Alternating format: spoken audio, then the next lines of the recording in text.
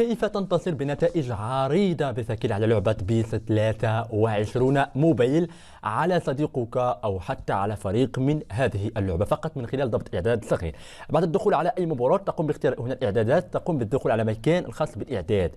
بالتأكيد ستختار هنا الخيار الثاني في أول طبعا خانة. وهنا بعد ذلك الخانة الثانية تقوم باختيار الخيار الأول بالتأكيد الخاص بفيكسد، وهنا في المكان الثالث تقوم باختيار الخيار الأخير، والمكان الرابع تقوم باختيار الخيار تركه كما هو معين. وهنا في هذا الخيار الكنترول دي جوور تختار المكان هذا اللي عملناه.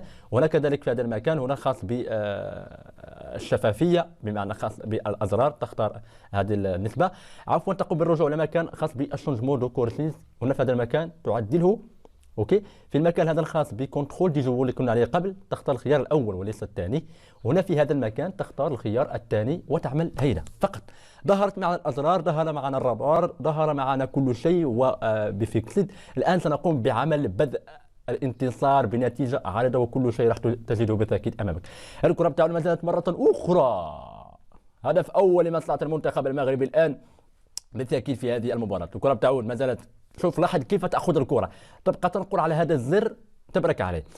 شوف مع الكره مره اخرى مصلحه المنتخب المغربي في هذه الاثناء، وربما يضيف الهدف الثاني في اي وقت ممكن. كره خطيره، اي تمرير با با با با با با با با الهدف الثاني والهدف الثالث، اي ورابع هدف ممكن ان ياتي في التاريخ.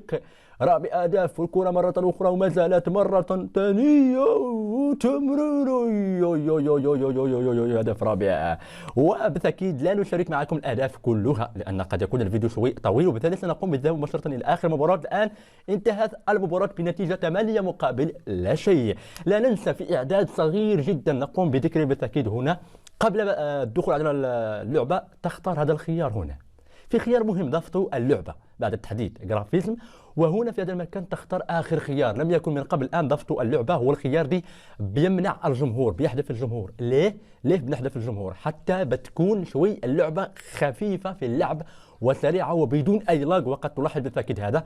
الان تختار هنا 60 كما تلاحظ حذفنا الجمهور، دخلنا على مباراه بدون اي مشاكل. الان يعني نلعب اللعبه بدون لاج، يا سلام. يعني هذا يساعدك كذلك في الانتصار بنتائج عريضه، لان اللعبه اذا كانت شويه سريعه بدون اي مشاكل هذا طبعا من الاشياء الايجابيه اللي بتخليك تلعب وانت في راحه البال.